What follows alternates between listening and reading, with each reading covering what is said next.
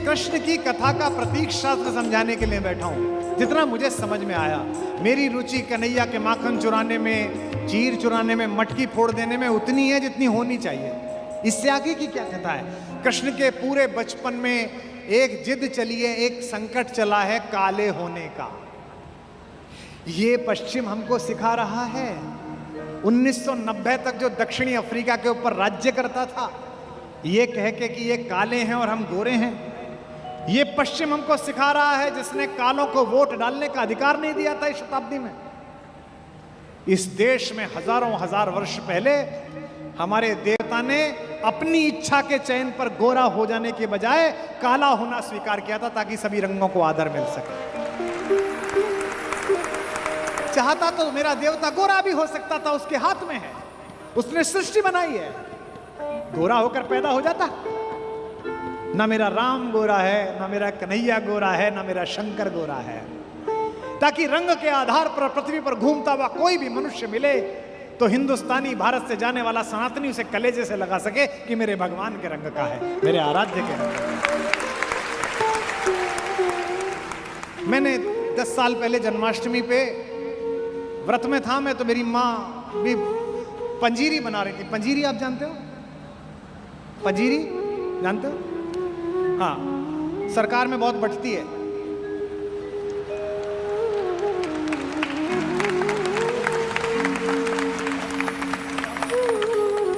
हमारे यहाँ तो एक ही बार जन्माष्टमी पे कटती है, सरकार में 365 दिन बंटती है। तो मेरी माँ पंजीरी बना रही थी, वो थाली में डाल के, और फिर जब वो टाइट हो जाती है थोड़ी सी तो उसको काटना। तो मैं भी वहीं बैठा हुआ था, उनसे बतरस कर रहा था। मुझसे बोली कि ये, मैंने कहा चखा तो दो। तो उन्होंने वो जो जिस चाकू से काट रही थी तो मेरी तरफ इशारा कर, जो दूर हटा हाथ, जब व्रत खुलेगा तब मिलेगी, पहले भोग चढ़ेगा। अरे मैंने कहा मैं भी तो कन्हैया ही तुम्हारा, दे दो, इसमें क्या दिक्कत है, घर में ही मौजूद है, वहां कहाँ आ जाओगे? बोली नहीं बकवास नहीं, बनाने लगी। मुझसे बोली अच्छा चल एक काम कर, जा तब मिलेगा जब पहले कृष्ण जी पे कुछ लिख के ला, रात को जब व्रत खोलेंगे तब सुनाना। मैंने 4 पंक्ति कन्हैया पे लिख ली, राधा की ओर से, कि राधा बेचारी इतना प्रेम करा और कृष्ण उन्हें मिले ही नहीं। तो मैंने 4 पंक्ति लिख दी और मैंने जल्दबाजी में उन्हें सुना दी 2 घंटे बाद ही, कि देखो ये लिखी हैं पंक्ति, आपको भी सुना देता हूं। कृष्ण को कहां ढूंढे, राधा क्या कह रही हैं कि हो काल गति से परे चिरंतन, अभी यहां थे अभी यहीं हो काल गति से परे चिरंतन, अभी यहां थे अभी यहीं हो। कभी धरा पर कभी गगन में। बचपन में माँ से बोले कन्हैया की माँ, मैं दाऊ बलराम को चिड़िया दिखा रहा था, तो मैंने इधर की तरफ हाथ उठाया तो सूरज इधर की तरफ दिखने लगा। तो माँ ने कहा तुझे क्या पता, तू जिधर की तरफ उंगली उठा देगा सूर्य और चंद्रमा को तो दिशा में जाना ही पड़ेगा, तुझे क्या पता। तो कभी धरा पर कभी गगन में, कभी कहाँ थे कभी कहीं हो। तुम्हारी राधा को भान है तुम सकल चराचर में हो समाये। तुम्हारी राधा को भान है तुम सकल चराचर में हो समाये। बस एक मेरा है भाग्य मोहन के जिसमें होकर भी तुम नहीं हो। बस एक मेरा है भाग्य मोहन। मैंने कहा कविता सुन लो राधा की ओर से। बोली अरे अच्छा भैया, मैं गांव जाती हूँ, खेत पे जाती हूँ, हमारे वहाँ खेत पर हमारे पुरखे रखे हुए हैं, उनको जल चढ़ाने। तो ट्रैक्टर चलाते हुए बच्चे आ जाते हैं कि अम्मा ये मोबाइल में भैया की प्रेम की कविता है, तू इतना ही प्रेम सीखा कि राधा को कृष्ण नहीं मिले। अरे वाह रे मेरे कवि। और कह के अम्मा किचन में चली गई। मुझे लगा कि अम्मा मुझ पे टोंट मार के गई कि राधा को कृष्ण नहीं मिले। मैंने व्रत खोलने से पहले 4 पंक्ति और लिखी, वो भी स्मरण कर रहा हूं, सुनाता हूं कि न द्वारिका में मिले विराजे, न द्वारिका में मिले विराजे, न द्वारिका में मिले विराजे, बिरज की गलियों में भी नहीं हो, न योगियों के हो ध्यान में तुम, अहम जड़े ज्ञान में नहीं हो। तुम्हें ये जग ढूंढता है कान्हा, मगर इसे ये खबर नहीं है। तुम्हें ये जग ढूंढता है कान्हा, मगर इसे ये खबर नहीं है। बस एक मेरा है भाग्य मोहन, अगर कहीं हो तो तुम यहीं हो। बोल राधा रानी की। बस एक मेरा है भाग्य मोहन। इसलिए एक बार सच्चे मन से पुकारो तो सही, घनश्याम मन के पुकारो तो इसी परिसर में माता का आविर्भाव होगा। कैसे? कि मेरे जीने में मरने में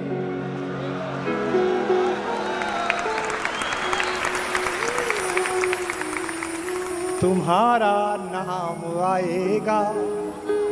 मैं सांसें रोक लूं फिर भी यही इल्जाम आएगा।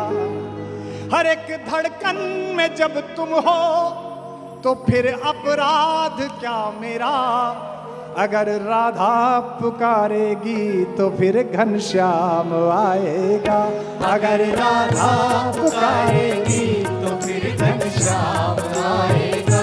अगर राधा पुकारेगी तो फिर घनश्याम आएगा। और ये मैं कहाँ कह रहा हूँ? ये मैं मेवाड़ में कह रहा हूँ। कोई और जगह होती तो होता लोगों को झूठ लगता है। इस मेवाड़ में तो नई नई विवाह होकर आई मेड़ता की एक राजकुमारी ने अपने कक्ष का पट बंद करके विवाह की पहली रात कृष्ण से बात करी तो बाहर ननद को पता चला कि कुंवर तुम्हारी पत्नी तो किसी पुरुष से बात कर रही है, अंदर से किसी पुरुष की आवाज आ रही है। मैं उस मां मीरा के मेवाड़ में बोल रहा हूं। ये कम बड़ी बात है यहां बोलना। ये कभी कृष्ण बनकर अनुभव करो, ये कभी राधा बनकर अनुभव करो। कन्हैया ने भी नहीं सिर्फ कन्हैया बनकर अनुभव किया, राधा बनकर अनुभव कम किया। इसीलिए माता के प्रति जो प्रेम है, हम बेटों का जो लाड़ है, उतना कन्हैया से नहीं है, उनसे हम शिकायत कर देते हैं। इसीलिए राधा से मिलने के लिए जब कृष्ण पहुंचे तो बांग्लादेश के कवि ने, बंगाल के कवि ने, काजी नजरुल इस्लाम ने, जो मौलवी था, जो मुअज्जन था, ये होली पर जरा सा गाल पर रंग अमाख आपके गाल पर क्या लग जाता है, आपकी कौमी एकता संकट में आ जाती है तो अच्छी बात नहीं है। रसखान से सीखो, रहीम से सीखो, काजी नजरुल इस्लाम से सीखो। सियासत लड़ाती रहे, कोई दिक्कत नहीं, उसका काम है। चुनाव आते जाते रहें। हमर वो तो तुम वो हैं कि तुम मेरे गांव में रहते थे शकील मियाँ, तो मैं जब भी निकलता था मैं तुमसे राम राम करता था और तुम भी पलटकर मुझसे राम राम करते थे। हमारा आप तो वो रिलेशन के लिए। नजरुल ने बंगला में गीत लिखा, मैंने उसका हिंदी में अनुवाद किया है। अगर तुम राधा होते श्याम, अगर तुम राधा होते श्याम। महसूस करके देखिए कैसी वेदना है हमारी माँ की। अगर तुम राधा होते श्याम, अगर तुम राधा होते श्याम। मेरी तरह रातों में दिन में, उन्होंने बांग्ला में लिखा, हमारी मौतों दिवसों निसी दिन, मैंने हिंदी करी। मेरी तरह रातों में दिन में जपते श्याम का नाम। अगर तुम राधा होते श्याम, अगर तुम राधा होते श्याम, अगर तुम राधा होते श्याम। बन फूलों की माल निराली, जो पहने घूम रहे हो, बन फूलों की माल निराली, बन जाती तब नागन काली। कृष्ण प्रेम की भीख मांगने, कृष्ण प्रेम की भीख मांगने आते लाख जन्म तुम आते आते इस ब्रज धाम, अगर तुम राधा होते श्याम, अगर तुम राधा होते श्याम, अगर तुम राधा होते श्याम। चुपके चुपके चुपके चुपके चुपके चुपके तुमरे हृदय में बसता बंसी वाला, चुपके चुपके तुमरे हृदय में बसता बंसी वाला। धीरे धीरे उसकी धुन से बढ़ती मन की ज्वाला। पनघट पे तुम नैन लगाए रहते आस लगाए, कारे के संग प्रीत लगाकर, कारे के संग प्रीत लगाकर हो जाते बदनाम, अगर तुम राधा होते श्याम, अगर तुम राधा होते श्याम, अगर तुम राधा होते श्याम। 3 चरित्र और अगला सारा समय केवल इन पर। एक रुक्मिणी और एक राधिका, एक पटरानी और एक दीवानी, और एक दूसरी लुभानी जो चित्तौड़ के किले में नाची, पागल होकर नाची।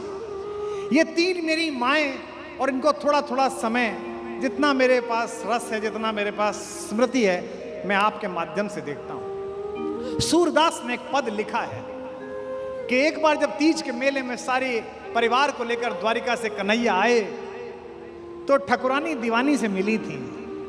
सोच के देखिए कि रुक्मिणी और राधा जब मिली होंगी तो कैसा दृश्य होगा। एक ने बालक कन्हैया को देखा है और एक ने राजनीतिज्ञ कृष्ण को देखा है। एक ने मनमोहक बातों में इस विश्व को फंसा लेने वाले एक नायक को देखा है, और दूसरे ने अपने हाथ पर चक्र धारण करके इस पूरे विश्व को अनुशासन में ले आने वाले शासक को देखा है, महायोद्धा को देखा है।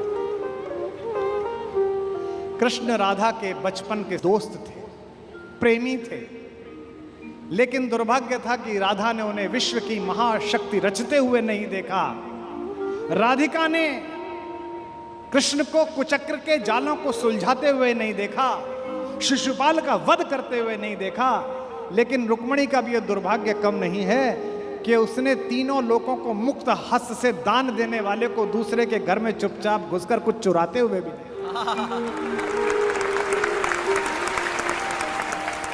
रुक्मिणी ने न माखन चोर देखा, न बांसुरी देखी, न उखल से बंधे हुए कन्हैया को देखा, न गोपिकाओं की शिकायत देखी।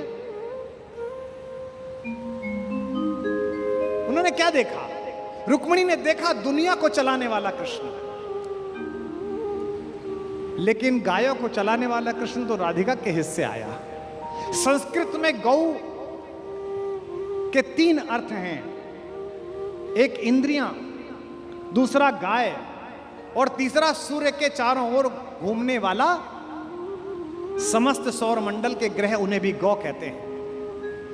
रुक्मिणी बहुत सौभाग्यशाली है कि पटरानी है, लेकिन कैसी पटरानी जिसके हिस्से न बांसुरी आई न माखन आया। जो मैंने कल कहा था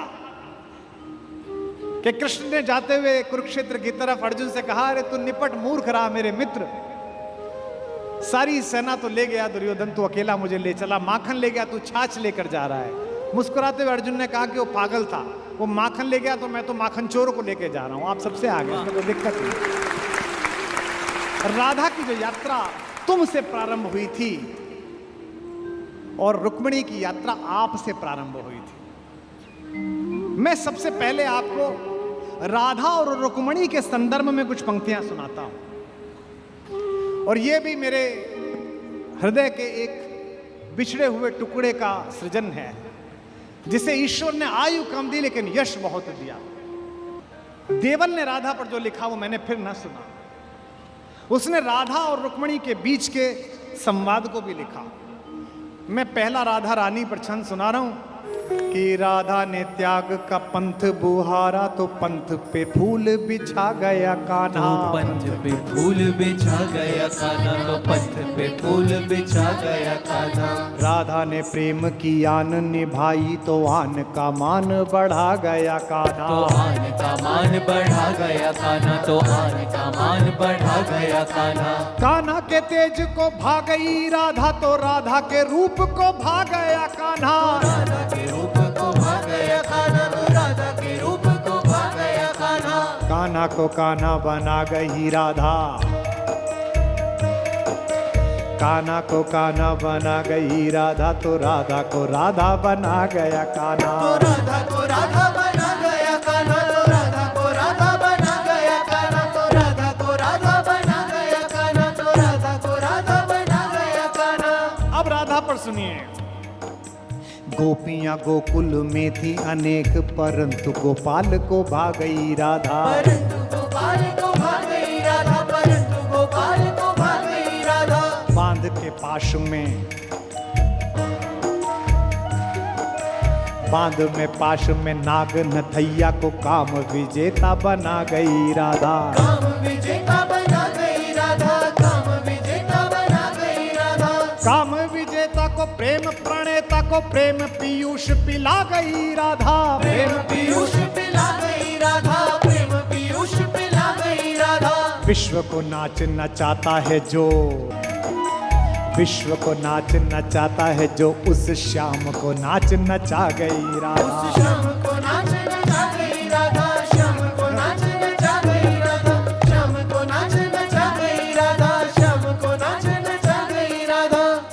लोगों ने बड़े बड़े ध्यान किए, लोगों ने बड़ी बड़ी तपस्याएं की, लोग बैठे रहे, ग्रंथ पढ़ते रहे, गीता पढ़ते रहे, उनको नहीं मिली और नाचते नाचते किसे मिला कान्हा। त्यागियों में अनुरागियों में बड़ भागी थी नाम लिखा गई राधा। बड़े भागी थी नाम लिखा गई राधा, भागी थी नाम लिखा गई राधा। रंग में कान्हा के ऐसी रंगी रंग, कान्हा के रंग नहा गई राधा। रंग रंगा गई राधा, कान्हा के रंग रंगा गई राधा। प्रेम है भक्ति से भी बढ़कर यह बात सभी को सिखा गई राधा। बात सभी को सिखा गई राधा, बात सभी को सिखा गई राधा। संत महंत तो ध्याया किए और माखन चोर को भा गई राधा। माखन चोर को भा गई राधा, माखन चोर को भा गई राधा, माखन चोर को भा गई राधा, माखन चोर को भा गई राधा। अच्छा, अपने अपने श्याम किया था तो समिति वालों जब ये मंच बनाया तो भैया मंच बनाया था तो जब कन्हैया का विग्रह लगाने की सोची थी तो समिति के किसी आदमी ने नहीं सोची कि इनके साथ माता रुक्मणी को खड़ा कर दे। और लोग फिर भी कहते हैं कि राधा को कन्हैया नहीं मिले।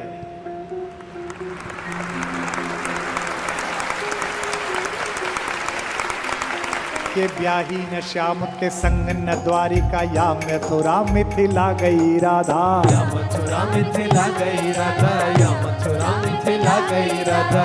ब्याही न श्याम के संग न द्वारिका या मथुरा मिथिला गई राधा। या मथुरा मिथिला गई राधा, या मथुरा मिथिला गई राधा।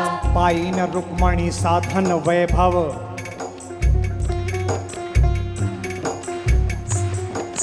पाई न रुक्मणी साधन वैभव संपदा को ठुकरा गई राधा। संपदा को ठुकरा गई राधा, संपदा को ठुकरा गई राधा। किंतु उपाधियों मान गोपाल में रानियों से बढ़ पा गई राधा। रानियों से बड़े पा गई राधा, रानियों से बड़े पा गई राधा। ज्ञानी बड़ी, ज्ञानी बड़ी अभिमानी बड़ी पट रानी को पानी पिला गई राधा। रानी को पानी पिला गई राधा, रानी को पानी पिला गई राधा, रानी को पानी पिला गई राधा, रानी को पानी पिला गई राधा। सारे कौरवों को इकट्ठा करके जो कुरुक्षेत्र के मैदान में नाश का साधन बना दे, वो अपनी प्रेमिका को ब्रज से बुला नहीं सकता था। उसने क्या कहा नहीं होगा, उसने क्या भेजा नहीं होगा उद्धव जैसे हरकारों को कि जाके एक बार राधा से कह के आओ कि अब तो द्वारिकाधीश ने महल बनवा लिया है महारानी, आओ यहाँ रहो रुक्मणी के साथ, अपनी बहन के साथ। लेकिन प्रेम में अना होती है, स्वाभिमान कहते हैं। जिस विश्वविद्यालय का कल मैं जिक्र कर रहा था, दिल्ली में एक ज्ञानियों का विश्वविद्यालय है, उद्धव लोगों का। वहां एक प्रोफेसर मुझसे कह रहा था, भाई साहब आपकी ये राधा रानी कुछ ज्यादा नाजुक हैं। मैंने कहा कैसे? बोले गोकुल और मथुरा के बीच में एक यमुना है, उसे पार कर लेती, मिल लेती, इतना रोना पिटना कैसे है? मैंने कहा इसका मतलब तूने डिग्री ली है, प्रेम नहीं किया। के हार के श्याम को जीत गई, अनुराग का अर्थ बता गई राधा। अर्थ बता गई राधा, अनुराग का अर्थ बता गई राधा। पीर पे पीर सही पर प्रेम को शाश्वत कीर्ति जगा गई राधा। शाश्वत कीर्ति दिला गई राधा, शाश्वत कीर्ति दिला गई राधा। कान्हा को पा सकती थी प्रिया,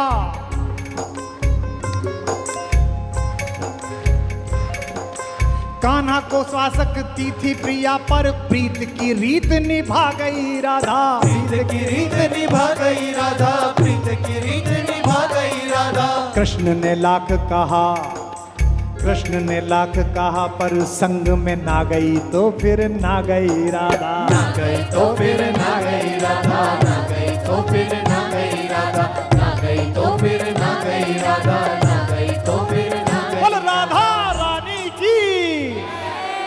शांति ऐसे नहीं आती, शांति नहीं तब तक जब तक सुख भाग न नर का सम हो, नहीं किसी को बहुत अधिक हो, नहीं किसी को कम हो। ये कहा अर्जुन ने, लेकिन युधिष्ठिर ने नहीं मानी, बड़े भैया ने नहीं मानी। ये जो बड़े भैया लोग होते हैं बड़े शांतिपूर्ण होते हैं, शांति शांति शांति। हर घर में कुछ युधिष्ठिरों की आवश्यकता भी है, लेकिन हर घर में ऐसे लोगों की आवश्यकता है कि अगर कोई निर्लज्ज कुलवधू के आंचल पर हाथ डालने की कोशिश करे तो वो बिना बड़े भैया से पूछे अपना गांडीव उठा ले और अपनी गदा उठा ले। ऐसे लोगों की आवश्यकता है। कृष्ण ऐसे ही हैं जो अपनी समीक्षा का अवसर देते हैं। हस्तिनापुर के दरबार में खड़े हुए कृष्ण, जिनकी भगवत्ता के विषय में स्वयं जानते हैं द्रोणाचार्य, स्वयं जानते हैं पितामह भीष्म, स्वयं जानते हैं धृतराष्ट्र, उसके बाद भी वो भ्रम पैदा करते हैं कि मुझसे युद्ध किया जा सकता है, मुझे बांध सकता है। क्योंकि दुर्योधन को वह दुर्बुद्धि का संकेत देने की क्रिया भी भगवान की है। आप सब जानते हैं कि बचपन में एक बार कृष्णा अर्थात द्रौपदी अर्थात यज्ञसेनी, जो यज्ञ की अग्नि से निकली थी, जिसके शरीर में सुगंध आती थी, भारतीय स्त्रियों के इतिहास की सबसे दीपित चरित्र है द्रौपदी। इस देश को इस समय अबलाओं की आवश्यकता नहीं है। अपने केशों पर अगर कोई निर्लज्ज हाथ डाल दे तो उसकी छाती फाड़ देने का साहस पैदा करने वाली द्रौपदियों की आवश्यकता है। भगवान यूं तो शांति लेने के लिए गए थे। जब खाना खाने लगे और पांडवों ने कहा, युधिष्ठिर ने विशेष रूप से कहा, माधव मैं युद्ध नहीं चाहता, आप जाना और कहना बस 5 गांव हमें दे दें, हम 5 भाइयों को हम काम चला लेंगे। माधव ने कहा, बड़े भैया जो आपने कहा है वही होगा। लेकिन माधव तो युद्ध ही चाहते थे। माधव चाहते थे कि एक बार निरंकुश शासकों के छोटे छोटे राज्य विगलित हों और एक अखंड विश्व में अखंड भारत का निर्माण हो, भारत की एक अखंड श्रृंखला का निर्माण हो। शांति ऐसे नहीं आती, शांति नहीं तब तक जब तक सुख भाग न नर का सम हो, नहीं किसी को बहुत अधिक हो, नहीं किसी को कम हो। ये कहा अर्जुन ने, लेकिन युधिष्ठिर ने नहीं मानी, बड़े भैया ने नहीं मानी। ये जो बड़े भैया लोग होते हैं बड़े शांतिपूर्ण होते हैं, शांति शांति शांति। हर घर में कुछ युधिष्ठिरों की आवश्यकता भी है, लेकिन हर घर में ऐसे लोगों की आवश्यकता है कि अगर कोई निर्लज्ज कुलवधू के आंचल पर हाथ डालने की कोशिश करे तो वो बिना बड़े भैया से पूछे अपना गांडीव उठा ले और अपनी गदा उठा ले। ऐसे लोगों की आवश्यकता है। और समय पर ये गांडीव और गदा नहीं उठे तो मान लेना कि समाज में महाभारत प्रतीक्षा कर रहा है। पृथ्वी लाशों से पटेगी, कोई नहीं रोक सकता। शांति लेने के लिए गए, कृष्णा ने भोजन कराया, द्रौपदी ने भोजन कराया। भोजन कराने के बाद निर्वासन की कुटिया से कृष्णा बाहर आई और हाथ धुलाने लगी माधव के। तो उसने कान्हा से पूछा कि कान्हा, याद है तुम गर्मी की छुट्टी में हमारे घर आए थे? कृष्ण ने कहा, याद है कृष्णा, तुम मुझसे चौसर में हार गए थे। कृष्ण ने कहा, याद है कृष्णा, मैंने तुमसे कहा था कि मैं इस हार का कुछ लूंगी, जिसे कहते हैं ना O2 अंग्रेजी में, I O2। तो द्रौपदी ने कहा, कृष्णा ने कहा, यू ओ टू मी, तुम्हारा मुझ पर उधार है, एक वादा उधार है, एक कसम उधार है, एक शपथ उधार है। और वादा कैसे तोड़ देते, वचन को कैसे भंग कर देते कृष्ण, क्योंकि मैंने पहले भी बताया था कृष्ण कुछ अलग नहीं है। कृष्ण भी तो उसी खानदान का कंटिन्यूएशन है जो ये कहता है कि रघुकुल रीति सदा चली आई, प्राण जाई पर वचन न जाई। भी तो वही है, बस सूर्य से चंद्र में आए हैं, इतना ही तो हुआ है। मुस्कुराते हुए कृष्ण ने कहा, मांग क्यों मांगती है, आज क्यों मांगती है? बोले यही समय है। हस्तिनापुर क्यों जा रहे हो? कृष्ण ने कहा, अरे अंदर बात नहीं सुनी, बड़े भैया कह रहे थे शांति लेने जा रहा हूं, जाओ शांति लेके आओ। द्रौपदी ने कहा, तुम्हें उस हारी हुई बाजी की शपथ देती हूं, युद्ध लेकर लौटना।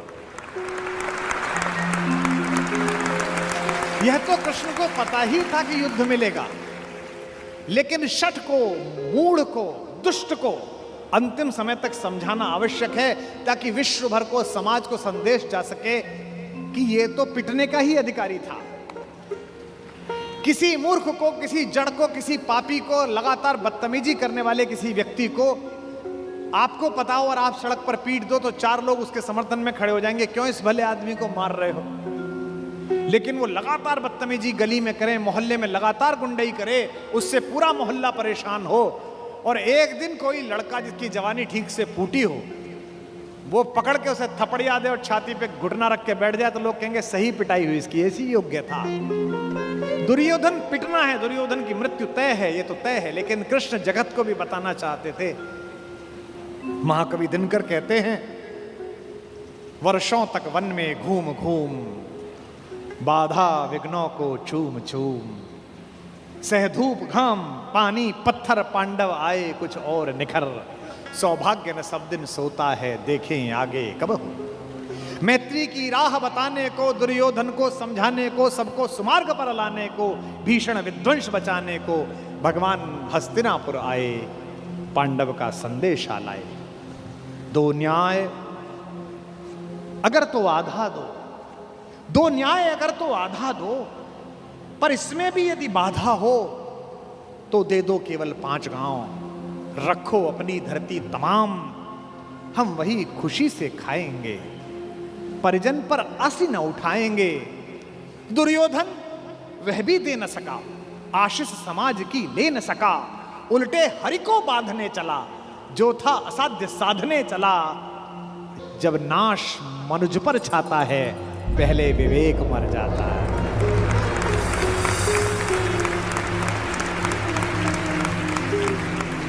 जब नाश मनुज पर छाता है, पहले विवेक मर जाता है। हरि ने भीषण हुंकार किया, अपना स्वरूप विस्तार किया, डगमग डगमग दिग्गज बोले, भगवान कुपित होकर बोले, जंजीर बढ़ाकर साध मुझे, हाँ हाँ दुर्योधन बांध मुझे। यह देख गगन मुझ में लय है, यह देख पवन मुझ में लय है, मुझ में विलीन झंकार सकल, मुझ में लय है संसार सकल। अमृत फूलता है मुझ में, संघार झूलता है मुझ में, उदयाचल मेरा दीप्त भाल, भूमंडल वक्षस्थल विशाल, भुज पर बंद को घेरे हैं, मैनाक मेरु पग मेरे हैं, दीप्ते जो ग्रह नक्षत्र निखर, सब हैं मेरे मुख के अंदर।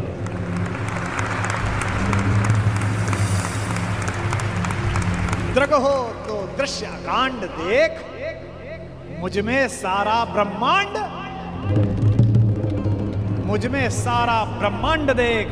चर अचर जीव जर अक्षर अक्षर, नश्वर मनुष्य सुरजात अमर, शतकोट सूर्य शतकोट चंद्र, शतकोट शरत सरक्षिद्र मंद्र, शतकोट विष्णु ब्रह्मा महेश, शतकोट विष्णु जलपति धनेश, शतकोट रुद्र, शतकोट काल, शतकोट दंडधर लोकपाल, जंजीर बढ़ाकर साध मुझे, हाँ हाँ दुर्योधन बांध मुझे।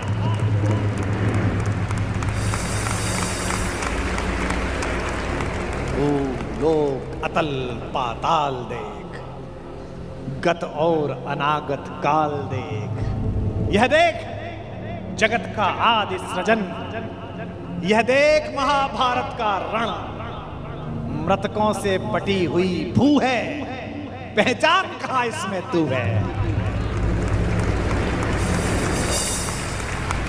अंबर में कुंतल चाल देख, पद के नीचे पाताल देख, मुट्ठी में तीनों काल देख, मेरा स्वरूप विकराल देख। सब जन्म मुझी से पाते हैं, सब लौट मुझी में आते हैं। जिह्वा से कड़ती ज्वाल देख, सांसों से पाता जन्म पवन, पड़ जाती मेरी दृष्टि जिधर, हंसने लगती है सृष्टि उधर। मैं जभी मूंदता हूं लोचन, छा जाता चारों ओर मरण। सवाल देखना, बांधने मुझे तो आया है, जंजीर बड़ी क्या लाया है। यदि मुझे बांधना चाहे मन, पहले तो बांध अनंत गगन। और ये दो पंक्ति भगवान का भरत वाक्य, सूने को साध न सकता है, वह मुझे बांध कब सकता है। यह जो उद्घोष है, कहां बंधा कन्हैया, ये कौन कह रहा है इतना बड़ा दृश्य दिखाकर, जिसमें पिता में भीष्म जैसा ज्ञानी भी मूर्छित हो गया। केवल एक बचा देखने वाला, केवल एक ने देखा। किसने? विदुर ने। धृतराष्ट्र तो मन की आंखों से महसूस कर रहे होंगे, पर विदुर ने वो साक्षात दृश्य देखा जिसके घर का साग खाकर गए थे। ये जो कन्हैया है, जो दुर्योधन को देखने का अवसर भी नहीं देता, जो कहता है कि अगर विश्व को साध सकता है, शून्य को साध सकता है, तो मुझे बांधना। यही कन्हैया यशोदा के आंगन में यमलार्जुन के बीच में रस्सी से बंधा हुआ एक पहर तक रोता रहता है, मैया अब खाली कर दे, अब छोड़ दे, अब नहीं चुराऊंगा। बड़ा हो तो ऐसा और छोटा हो तो ऐसा, इसी का नाम कन्हैया है। अर्जुन के जीतने में एक ही रोड़ा है, एक ही व्यक्ति है जिससे माधव को भी लगता है कि ये शक्तिशाली रहा तो मेरा दोस्त, मेरा भाई युद्ध हार सकता है। भगवान ने उसे कितने प्रेम से टैकल किया है। राजनेताओं को सीखना चाहिए, कृष्ण से कूटनीति सीखनी चाहिए। जब संधि फेल हो गई और युद्ध लेकर माधव लौटे, तो विदुर के घर पर सुबह ही सुबह कुछ मेहमान आए, कृष्ण से मिलने आए। हम भी कहीं ठहरते हैं तो नगर के लोग मिलने आ जाते हैं, महत्वपूर्ण लोग मिलने आते हैं कि कुमार विश्वास है, तो हम सब कवियों से मिलने लोग आते हैं। तो विदुर के द्वारपाल ने कहा कि अंगराज कर्ण आए हैं। विदुर ने पूछा कि क्या मुझसे मिलना चाहते हैं? उनसे कहिए राज्यसभा में मिले, अब मैं अपने अतिथि के साथ व्यस्त हूं। और अतिथि भी कौन? माखन चोर। द्वारपाल ने कहा जी नहीं, वो आपसे मिलना नहीं चाहते, वो आपके अतिथि से मिलना चाहते हैं। कृष्ण ने कहा उन्हें आदरपूर्वक अंदर लेकर आओ। कर्ण आए, कर्ण ने प्रणाम किया। युद्ध में दुर्योधन की पराजय हुई हो, चाहे कुछ भी हुई हो, महाभारत के जिन चरित्रों में से एक चरित्र पर मैं अंदर तक फिदा हूं, उनमें से एक कर्ण भी है। क्या योद्धा है, क्या अद्भुत। कृष्ण मुस्कुराए। कर्ण के चेहरे पर दुख और पश्चाताप का भाव था।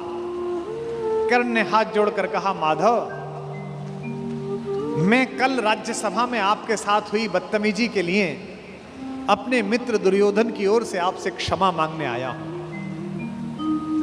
भगवान ने कहा, ईश्वर तुम जैसा मित्र सबको दे, जो इतने बड़े अपराध के बाद भी क्षमा मांगने के लिए आ जाता है। ऐसा मित्र सबको मिले। कर्ण ने कहा कि अगर आप मुझे थोड़ा सा भी माधव प्रेम करते हैं तो मेरे मित्र को क्षमा कर दीजिए। उसने गलती की, उसे दूत के साथ ये व्यवहार नहीं करना चाहिए था, और आप जैसे दूत के साथ तो सोचना भी नहीं चाहिए था। भगवान ने कहा मैं उसे माफ कर दूंगा, लेकिन एक शर्त है कर्ण। अंगराज ने कहा कि इसी क्षण मैं आपको अंग प्रदेश का राज्य दे देता हूं, मेरा शरीर ले लीजिए, पर मेरे मित्र को माफ कर दीजिए। कृष्ण ने कहा शरीर देने की इतनी उतावली में मत आओ अंगराज, समय तय हो चुका है, सबको देना पड़ेगा, तुमको भी देना पड़ेगा, पक्का तय है। कर सकते हो तो इतना करो, अब मैं वापस पांडवों के पास जा रहा हूं, हस्तिनापुर की सीमा तक मुझे छोड़ के आओ। उसने कहा इससे बड़ा सौभाग्य का होगा कि मैं आपको छोड़ने चलूं, आइए मेरे रथ में बैठिए। कृष्ण ने कहा कि ठीक है, मैं तुम्हारे रथ में बैठ जाता हूं। आपकी कार में कोई बहुत बड़ा आदमी बैठने लगे तो कभी भी ड्राइवर से गाड़ी मत चलवाना। ड्राइवर से कहना तू नीचे उतर, सवार बहुत बड़ा है, अब ड्राइव मैं करूंगा, गाड़ी खुद चलाना सदा। कर्ण ने अपने चालक से कहा कि नीचे उतर, इस रथ पर त्रैलोक्य का स्वामी बैठने वाला है, ड्राइव मैं करूंगा। और कर्ण तो ड्राइवर का ही लड़का है, सूत पुत्र है, उसको तो आता ही है रथ चलाना, और रथ चालक का बेटा है। कर्ण रथ चलाने लगा, भगवान पीछे से उतरकर कर्ण के पास आकर बैठ गए और थोड़ी देर बाद उसका रथ छोड़कर उसे अपने रथ पर बिठा लिया, वहां भी वही रथ चलाने लगा। अब भगवान ने उससे बातचीत शुरू की। देखिए कितने बड़े कूटनीतिज्ञ हैं ये कन्हैया, दिखते भोले हैं लेकिन परम चालू। इनको पता था कि एक ये आदमी है जो फजीता करेगा, इसका मनोबल तोड़ो। पहली बार कर्ण को यह पता चला जो भेद उन्होंने बताया। हरि बड़े प्रेम से कर धर कर ले चढ़े उसे अपने रथ पर, रथ चला परस्पर बात चली, शमदम की टेढ़ी घात चली। शीतल हो हरि ने कहा हाय, अब शेष नहीं कोई उपाय। कर्ण अब कुछ बचा नहीं, हो विवश हमें धनु धरना है, अब तो हमें यह धनुष उठाना पड़ेगा, क्षत्रिय समूह को मरना है। मैंने कितना कुछ कहा नहीं, विषबाण कहां तक सहा नहीं, पर दुर्योधन मतवाला है, कुछ नहीं समझने वाला है। चाहिए उसे बस रण केवल, सारी धरती की मरण केवल। ये जो अहंकार है कि मैं कुछ नहीं दूंगा, क्या बोला दुर्योधन 5 गांव माने पे, सूच्यग्रम नैव दास्यामि बुना युद्धे न केशवः। हे केशव, तुम 5 गांव मांगते हो, मैं सुई की नोक के बराबर भी जमीन नहीं दूंगा। हे वीर तुम ही बोलो अकाम, बिना पार्शल हुए बोलना। कर्ण से पूछ रहे हैं क्या वस्तु बड़ी थी 5 ग्राम? 5 ग्राम ही तो मांगे थे, वह भी कौरव को भारी है, मत गई मूढ़ की मारी है। दुर्योधन को बोधूं कैसे, इस रण को अवरोधूं कैसे? सोचो क्या दृश्य विकट होगा रण में जब काल प्रकट होगा। बाहर शोणित की तप्त धार, भीतर विधवाओं की पुकार, निशस्त्र विशस्त्र बिल्लाएंगे, बच्चे अनाथ हो जाएंगे। चिंता में क्या और करूं, शांति को छिपा किस ओट धरूं। सब राह बंद मेरे जाने, अब पासा फेंका। पहले तो माहौल बनाया कि तुम सब मरोगे बेटा, तू भी मरेगा और तेरा यार भी। एक तरीका है बचने का, सब राह बंद मेरे जाने। अहां एक बात है यदि तू माने, देखो कैसे फुसला रहे हैं, तो शांति नहीं जल सकती है, समरागनी अभी टल सकती है। पा तुझे धन्य है दुर्योधन, तू एकमात्र उसका जीवन, तेरे बल की है आस उसे, तुझसे जय का विश्वास उसे। तू संग न उसका छोड़ेगा, वह क्यों रण से मुंह मोड़ेगा। जब तक तू उसके साथ है वो लड़ाई नहीं छोड़ सकता। बस ऐसा कर, तू उसे छोड़ दे। क्यों? क्या अघटनीय घटना कराल। एक बात बताऊं तुझे कर्ण, एक बड़ी कराल घटना इस खानदान में हो गई है, तुझे पता नहीं है। तू प्रता कुक्षिका, प्रथा मतलब कुंती, तू कुंती कोख का प्रथम लाल, तू कुंती का पहला बेटा है। ये पहली बार कर्ण को स्वयं भगवान श्री कृष्ण ने बताया है, सबसे पहली बार। अच्छा ये बात पहले भी बता सकते थे कभी, कर्ण तो रोज मिलता था, जब 14 साल का वनवास था तब बता देते। नहीं, अगर तुरुप का इक्का आ जाए तो शुरू में मत फेंको, बचा के रखो, फाइनल टेबल पे काम आएगा। अब कर्ण को बता रहे हैं कि तू तो कुंती का लड़का है, पनसूत अनादर सहता है, कौरव के दल में रहता है, किस्मत के फेरे में पड़कर का प्रेम सदा बसा दुश्मन के घर, निज बंधु मानता है पर को कहता है शत्रु सहोदर को। पर इसमें दोष न तेरा है, तेरा कोई दोष नहीं है। अब कहा मान इतना मेरा, अब इतनी मान, चल होकर संग अभी मेरे जहां 5 भ्राता तेरे। कहते हैं एक काम कर, अब मेरे रथ पे से उतरी मत, अब मैं हाँक रहा हूं और सीधा वहीं जाकर रुकेगा जहां तेरे 5 भाई हैं। जिसको जिंदगी में किसी ने भाई नहीं कहा, जो मां की एक पुकार के लिए जीवन भर तरसा है, उसको जिंदगी का सबसे बड़ा प्रलोभन दे रहा है हमारा कान्हा। क्या कह रहा है? बिछुड़े भाई मिल जाएंगे, सब मिलकर मोद मनाएंगे, कुंती का त्यू ही परम तनय ज्येष्ठ, बल बुद्धिशील में परम श्रेष्ठ। और क्या करेगा? पद त्राण भीम पहनाएगा, भीम तेरे को चप्पल पहनाएगा। कैसे कैसे लालच है, कैबिनेट मिलेगी,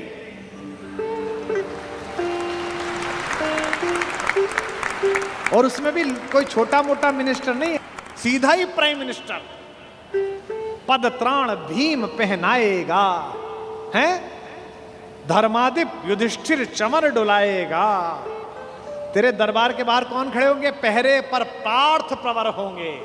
जो तेरा दुश्मन है, तेरा छोटा भाई अर्जुन, ये तो तेरा एनएसजी कमांडो बनेगा। पहरे पर पार्थ प्रहर होंगे, सहदेव नकुल अनुचर होंगे, सब लोग तुझे पहचानेंगे, असली स्वरूप को जानेंगे। खोई मणि को जब पाएगी, आखिरी दाव जो मारा है, खोई मणि को जब पाएगी, कुंती फूली न समाएगी।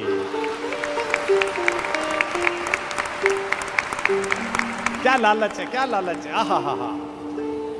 कुरुराज स्वयं झुक जाएगा, संसार बड़े सुख में होगा, कोई न कहीं दुख में होगा। सब गीत खुशी के गाएंगे, तेरा सौभाग्य मनाएंगे। और आखिरी में ऐसी बात कहता है, और कौन दुनिया को जो देता है वो भीख मांग रहा है। मेरे कन्हैया को पृथ्वी की आग टालने के लिए भीख मांगनी पड़ी। कुरुराज समर्पण करता हूं, पूरा राज्य कुरुराज समर्पण करता हूं, साम्राज्य समर्पण करता हूं, यश मुकुट मान सिंहासन ले, बस एक भीख मुझको दे दे। कौरव का तज रण शोक सखे, भूखा भावी हर शोक सखे। ये तो कन्हैया हैं जो इतनी स्ट्रेटेजी अपनाते हैं। किस लिए? देखो, ये बड़ा गहरा गणित है, इसको समझो। इस दाव को चलने में कृष्ण का कोई नुकसान नहीं है। अगर कर्ण इधर आ जाता तो महाभारत समाप्त हो जाती। और एक ऐसा योद्धा जो सुबह दोपहर शाम इसी बात की कसम खाता था कि अर्जुन को मारना है, इन पांडवों को मारना है, इसके कलेजे में ये बात डाल दो कि ये तेरे भाई हैं, तो जब युद्ध लड़ेगा तो थोड़ा तो हाथ कांपेगा, थोड़ा तो दिल के अंदर कुछ दुख दुख पैदा होगी। शत्रु की मानसिकता को कमजोर करना, शत्रु की मानसिकता पर प्रहार करना, ये काम है। लेकिन कृष्ण की इस कथा में थोड़ा स्मरण कर्ण का भी कर लो कि उस जैसा कोई आदमी भी पैदा नहीं हुआ जो इतनी सारी चीजों को ठुकरा दे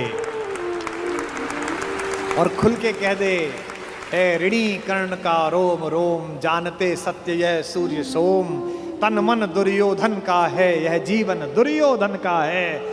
और 2 पंक्ति जो कही है कर्ण ने, मैं उसकी दृढ़ता को और उसके समर्पण को प्रणाम करता हूं। सुरपुर से भी मुख मोड़ूंगा, केशव मैं उसे न छोड़ूंगा।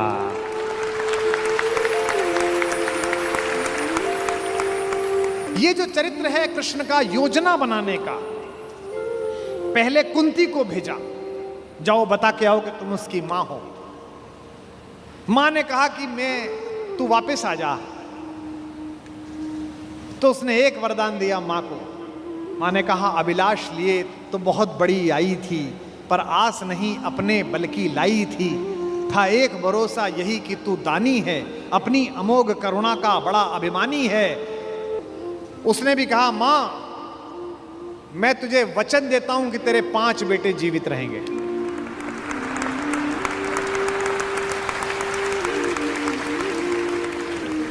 इसका मतलब है कि कर्ण ने कहा कि युद्ध के बाद 5 बेटे जीवित रहेंगे। अर्जुन के अलावा किसी पर हथियार नहीं उठाऊंगा। अर्जुन मिलेगा तो छोड़ूंगा नहीं। अर्जुन मर गया तो युद्ध समाप्त करवा दूंगा, तब भी तेरे 5 बेटे जिंदा रहेंगे। खुलकर कहूंगा ये मेरी मां है। और अगर अर्जुन का दाव चल गया मां, तो तुझे पता और मुझे पता कि हम मां बेटे हैं, तेरे 5 बेटे जिंदा रहेंगे। जा मां, मैं तुझे वरदान देता हूं। तू दान दान रट रही किंतु क्यों माता, पुत्र ही रहेगा सदा जगत में दाता। मैं ही देता रहूंगा। दुनिया तो उससे सदा सभी कुछ लेगी, पर क्या माता भी उसे कभी कुछ देगी।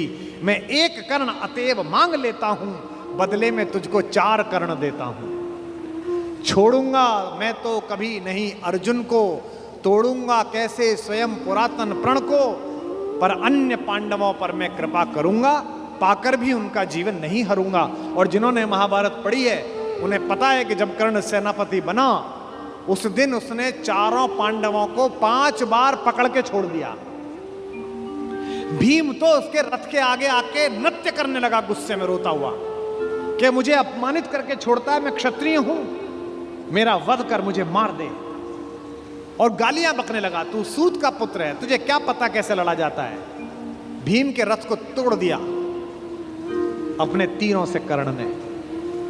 उसी कर्ण को इन्होंने, जो पीछे खड़े मुस्कुरा रहे हैं, बिना शस्त्र के मरवा दिया। उसके हाथ में कोई धनुष नहीं और मरवा दिया। अर्जुन से कहा मार, अभी मार। आपको लग सकता है कि ऐसा क्यों हो गया। यही कृष्ण हैं जो कूटनीति को इस प्रकार नियोजित करते हैं कि उसका तर्क भी साथ साथ देते हैं। रश्मिरथी में मेरे पिता में, मेरे बाबा, हमारे खानदान के बड़े दिनकर कहते हैं कि विपद में कर्ण को यो ग्रस्त पाकर, सराशनहीन अस्तव्यस्त पाकर, जगाकर पार्थ को भगवान बोले, खड़ा क्या देखता है मौन भोले। सराशन तान, बस यही अवसर यही है, तान मार इसको, घड़ी फिर और मिलने की नहीं है। विषख कोई बाण, बाण कोई गले के पार कर दे, अभी ही शत्रु का संहार कर दे। क्या कह रहे हैं कृष्ण, सोचो क्या कह रहे हैं। धर्म की धुरी लाने वाले, जिन्होंने पैदा होने से पहले यह कहा था कि भैया जब जब धर्म की हानि होगी तब तब मैं आऊंगा। यदा यदा ही धर्मस्य ग्लानिर्भवति भारत अभ्युत्थानम अधर्मस्य तदात्मानम सृजाम्य। हम धर्म की स्थापना के लिए आए हैं और निहत्ते को कह रहे हैं मार मार मार। ये क्या है, ये अधर्म है कि धर्म है। अब मैं तर्क दे रहा हूं कृष्ण की ओर से, जो कृष्ण ने उस समय तर्क दिए होंगे। कहते हैं श्रवण कर विश्व गुरु की देशना यह, विजय के हेतु आतुर ऐषणा यह। सहम उठा जरा कुछ पार्थ का मन, विनय में ही मगर बोला अकिंचन। नरोचित किंतु क्या यह कर्म होगा, मलिन इससे नहीं क्या धर्म होगा। हंसे केशव वृथा हट ठानता है, अभी तू धर्म को क्या जानता है। कहूं जो पाल उसको धर्म है ये, मैं जो कह रहा हूं वो कर। हनन कर शत्रु का सत्कर्म है ये।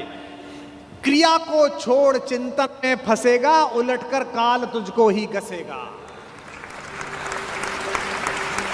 ये जो हमको सिखाते हैं कि हम दूसरे की सीमाओं का अतिक्रमण करके घर में जाके ना मार के आए, इनको पूछो कि जिस समय हिंदुस्तान के चौराहों पर बम फटते थे, इनको पूछो कि जम्मू कश्मीर में जाते हुए हमारे सीआरपीएफ के जवानों के मुंह पर मतदान के समय जाते हुए ये लफंगे चांटे मारते थे।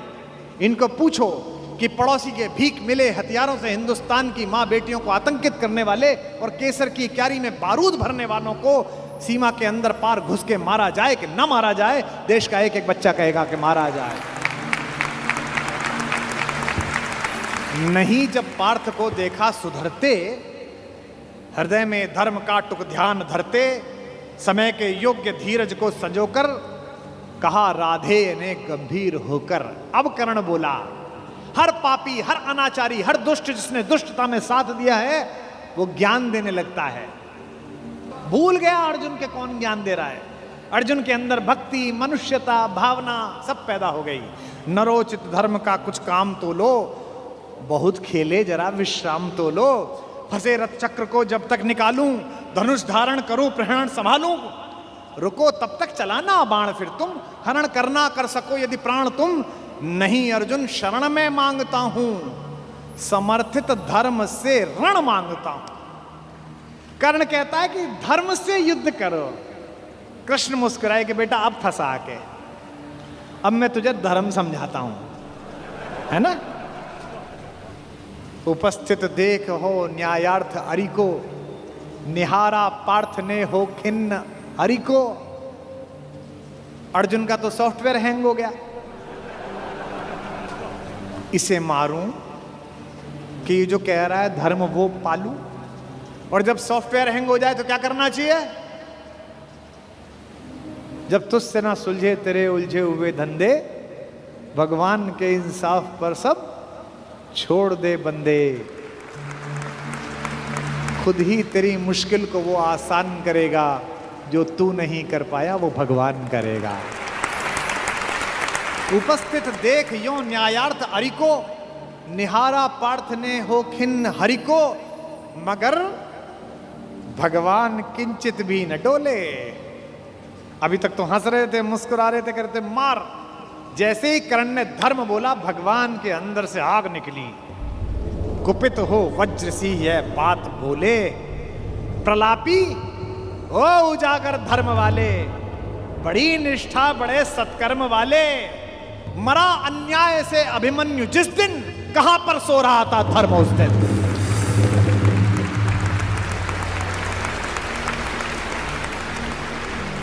मरा अन्याय से अभिमन्यु जिस दिन, कहां पर सो रहा था धर्म उस दिन। हलाहल भीम को जिस दिन पड़ा था, कहां पर धर्म उस दिन यह धरा था।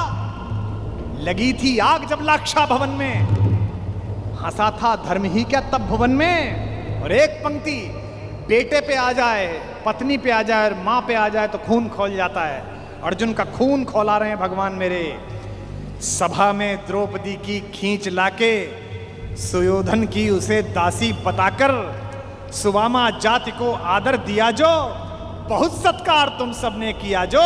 नहीं वह और कुछ सत्कर्म ही था, उजागर शील भूषित धर्म ही था।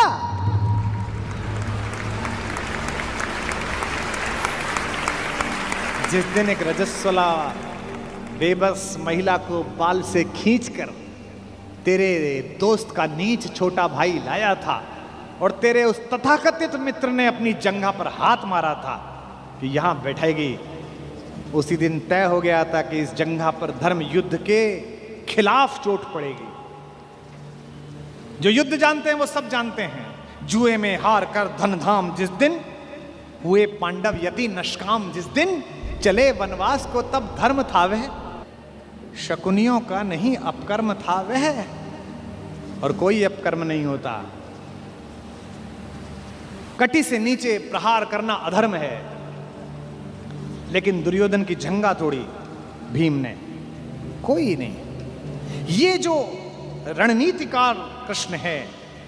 खांडव दहन हुआ, आप सबको पता है, आग लग गई, आग बुझी नहीं, इंद्र से भी नहीं बुझी। तो इंद्र ने अपने बेटे से कहा, अर्जुन से कहा कि भाई बुझा। सर्पों ने कहा कि बुझा। अर्जुन ने बादलों में तीर मारा और बादल बरसे। जब पुरुषार्थ आ जाता है तो तीर आदमी ऐसे ही मारता है, कभी बादल में मारता है, कभी जमीन में मारता है।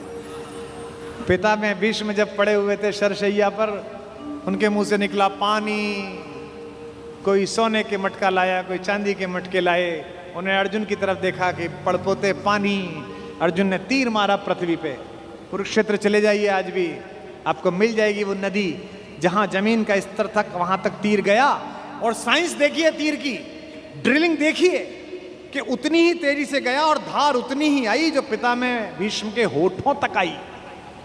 आज भी अर्जुन के तीर से निकली हुई इस नदी को हमारे उत्तर भारत में बाण गंगा कहा जाता है। कभी दर्शन करके आइए उस नदी।